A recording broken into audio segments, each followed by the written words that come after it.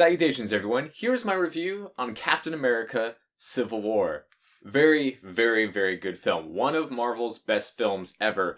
Winter Soldier was a very hard movie to follow up against because that and the first Avengers movie and the first Iron Man movie are like I would say the three best Marvel movies from this cinematic universe. And this one might beat them all, in my personal opinion. Definitely way better than Age of Ultron. Better than any of the Thors or the Iron Man sequels. I would say even the first Iron Man. Better than the first Captain America. And I think better than Winter Soldier. This might be the best Marvel movie. So, spoilers up ahead if you haven't seen the film, which you probably should. You probably should.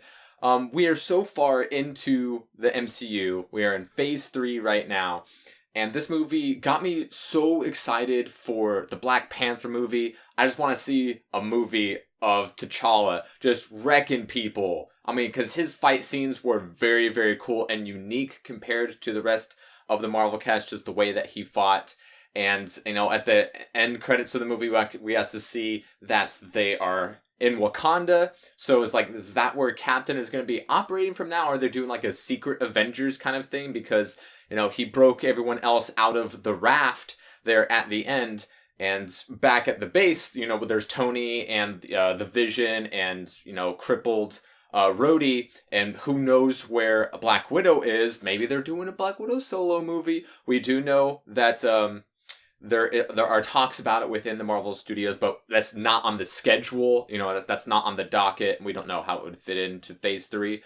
But I am absolutely excited. Of course, you know, I'm still going to see like Thor Ragnarok and, you know, Ant-Man and the Wasp and Guardians of the Galaxy 2, which, you know, might not, you know, feature many of these, you know, prominent characters in this film, Ant-Man being the only one that was actually in this film. And his inclusion was kind of fun. You know, they still stuck to, you know, the Ant-Man from the first film, not in just the actor, but, you know, his attitude, the way he went about things. Seeing him transform the Giant Man was a surprise for me. That was really cool. I don't think he'll be changing his name to Giant Man or Yellow Jacket or have Bill Foster become Giant Man. I don't think they're doing that. I think they're just sticking with Ant-Man. I mean, the next movie is called Ant-Man and the Wasp. So we know he can become Giant Man now. Who knows if they're even going to use that moniker at all, but that was actually really neato to see. And while this film was a very, very loose interpretation of the Civil War storyline, they basically just took the general premise and morphed it, you know, to their own will.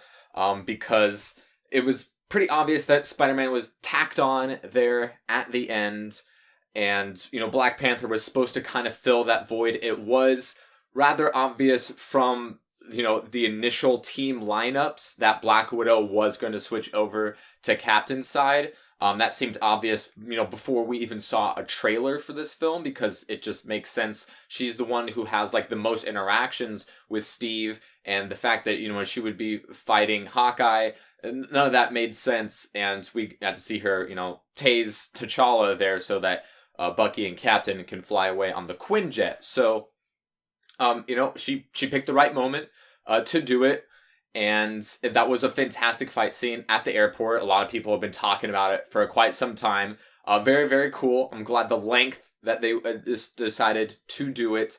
The fact that there was no real threat that they had to become friends and then fight. I liked that. I was actually kind of surprised that they didn't go that route.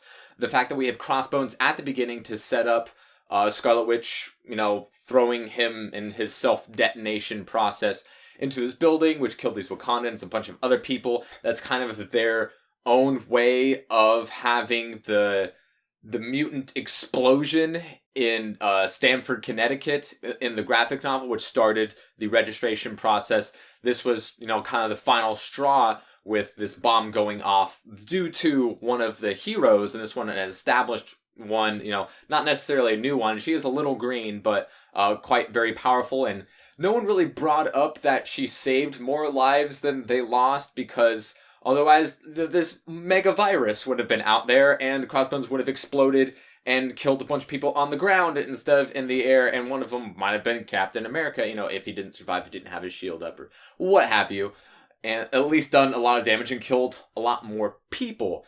So when the Sokovian, you know, act was brought up, and it's like, all these people died, yeah, what was the alternative?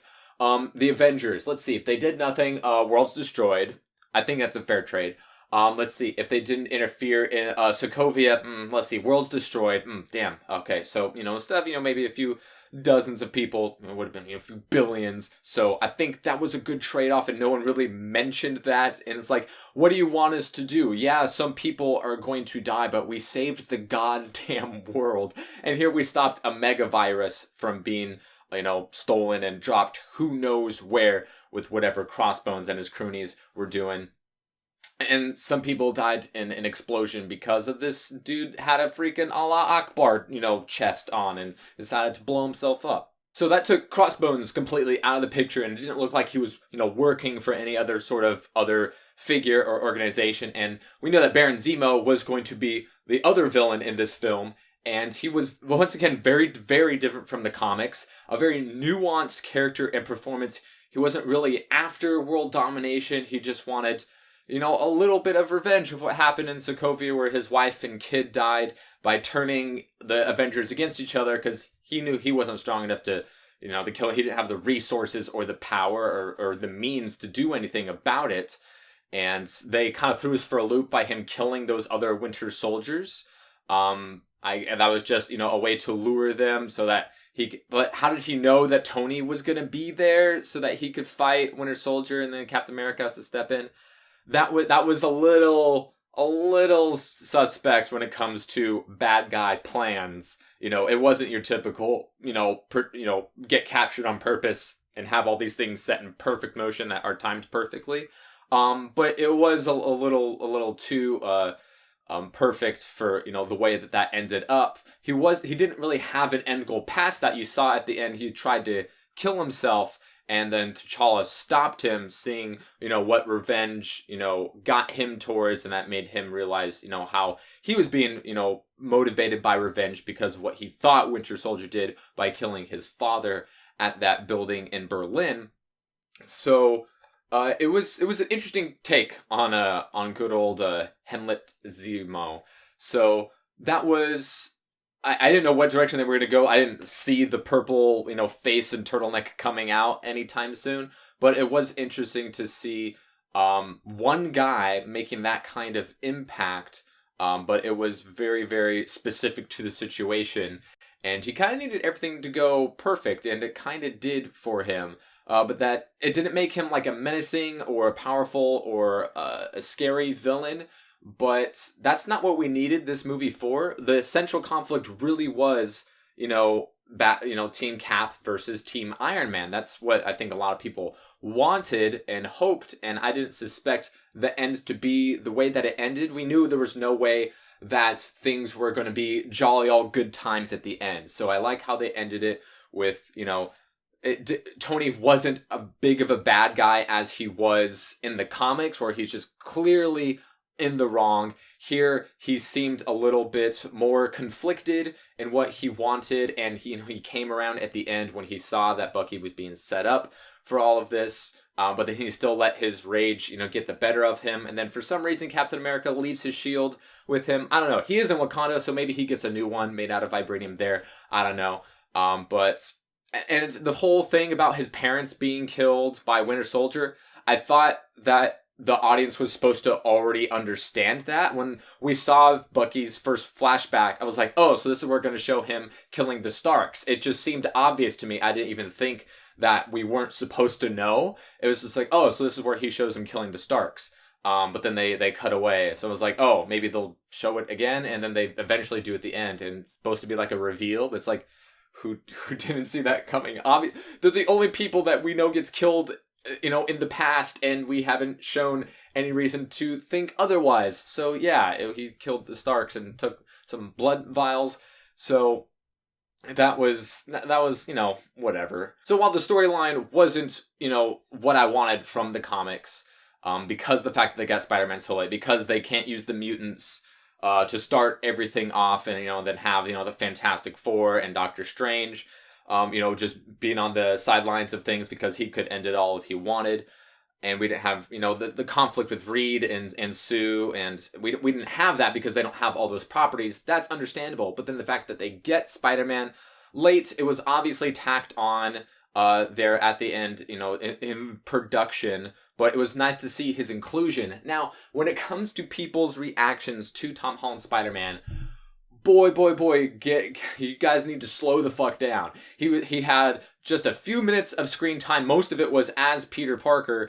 And people are like, oh my god, this is the best Spider-Man ever. Oh my god, they finally got Spider-Man right. Oh my god, third time's the charm. Oh my god, I'm in love with Tom Holland's Spider-Man. It's perfect. It's like, we saw only a couple minutes of it, guys. That's like if you ate an ice cream sundae and you're like, you know what? That cherry was amazing. I want a whole bowl of cherries now. It's like, well, sure, we did taste the cherry and we liked it, but, who knows?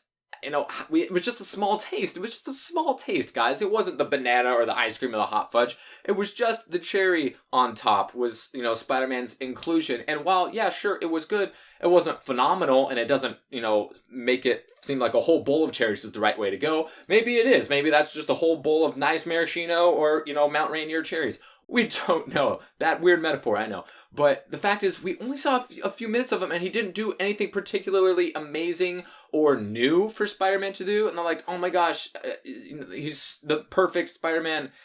This is the same, it's still Spider-Man. It's not like the other two Spider-Mans that we got didn't act like Spider-Man. They were still, jokey, and, they would fight with webs and do the things that he did. It's like, it wasn't groundbreaking, guys. I don't know what everyone sees that this is the best Spider-Man ever. Oh my god, they finally nailed it. They didn't do anything different. They got a younger kid and an even younger Aunt May. Boy, that chick just keeps getting younger, doesn't she?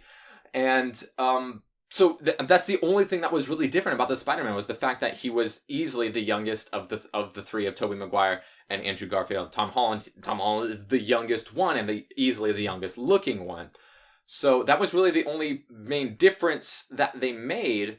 I did like his inclusion. Some of his quips were kind of funny, but like it wasn't, oh my gosh, that was such a great line, or that was, oh my gosh, that was classic Spider-Man. It's like, Amazing Spider-Man was, I think, better than the Sam Raimi Spider-Man. And I know I'm in the minority in that, but obviously they handled that wrongly in some of the things that they did do. But I don't think that this new Tom Holland Spider-Man, we can jump out of our seats and be like, oh my gosh, they got it perfect. We only saw him on screen for a few minutes and he had some cool fight scenes. But how do you not have cool fight scenes when Spider-Man is fighting, the Falcon and Captain America and Ant-Man? It's like, yeah, that's going to look cool because it's Spider-Man and he, his unique movement and fighting style. And, is a younger, quippier guy than most of the other cast around there. So that's just my thoughts on Spider-Man. Yeah, he was pretty good, but I'm not, jumping out of my seat saying this is the perfect Spider-Man. Oh my god, they finally got it. You can't say that. You honestly cannot say that. We only saw a little bit of him. We didn't see what his storyline was going to be. We didn't get to see, much acting of it. And we didn't get to see him, like, in a longer scene by himself with dialogue. It's just, it was a small taste. It was a good taste, but it was just way too small to jump to these enormous conclusions. I am looking forward to Spider-Man Homecoming, which comes out in 13 months. So I'm excited for that. I'm very excited for the Black Panther movie. And I'm going to see all of the Marvel movies, obviously. They've just done such a good job. They haven't really steered us wrong before. You may say I didn't really care for Iron Man 2 or 3 or one or both of the Thors. And Ant-Man was just kind of passable. I hear you on that. But I think none of them were bad films. And they definitely worked out. They went with the Scarlet Witch Vision romance, which I was definitely wondering about. When we first, in the Avengers Age of Ultron, I was like, okay, obviously they're not going to try to start that up. So it was a question that was, I think they might address, but probably not, because that's kind of a weird romance to go with. But I do like that they went with it, because it is canon, and it is a unique relationship with this magical mutants that they can't say mutant because, that's owned by Fox and all that good stuff. But they have, this robot with this gemstone in his head, and definitely, obviously having some feelings for her. He's trying to cook something and he doesn't eat himself. And there were some, more tender moments between the two before she threw him down to the mantle of the earth. That was kind of crazy. But the fight scenes were very good. The story was compelling. To see, it was the end of Bucky's arc. They did freeze him at the end, so that was interesting. My first thought was, can the Scarlet Witch, mind unfuck him? Who knows what's going to be going on with Rhodey? He's got those, robotic helper thingies, whatever is on his leg. So who knows if we're going to see much more of War Machine, if they're just to fill out the roster or to further a storyline down the road. But there is definitely a schism of the Avengers right now. But Captain gave him that cell phone, be like, if you do need us, because Iron Man did show Steve that he still was capable of being logical and working together and doing the right thing, which was, I think, handled in a much safer way than the comics did, where Tony was obviously the bad guy. This was I knew they were going to go a safer direction, because you can't have, all these children going, why is Iron Man the bad guy now? It's like, he was in the wrong, but he wasn't the bad guy in this film. He was going to straight up murder Bucky, but Captain stopped him. And now we have, the Avengers split up. Obviously, when a big, huge threat like Thanos comes in, they're not going to even bicker or have a choice. They're going to have to come together. But it's going to be interesting to see before then what the build-up and how that relationship goes betwixt those characters. We know that Tony Stark is going to be in Spider-Man Homecoming. We got to see him shoot that little laser up on his wall, which looked like a welcome to the Avengers, because your icon is lit up next to everybody else's. So either he has access to the Avengers database, or that was the signal that he uses in the comics to scare people. Spider-Man's here, bitches, I'm gonna fuck y'all up. So maybe he's just like that. Probably not. That's gonna be kind of weird. But looking forward to the Spider-Man Homecomings and the Ant-Man Wasp and the Thor Ragnaroks and the Guardians 2 and the Black Panthers, and of course Infinity War. So yeah, good film. There's some things that in a perfect world would have been different, but they did a very good job dealing with what they had when they had it.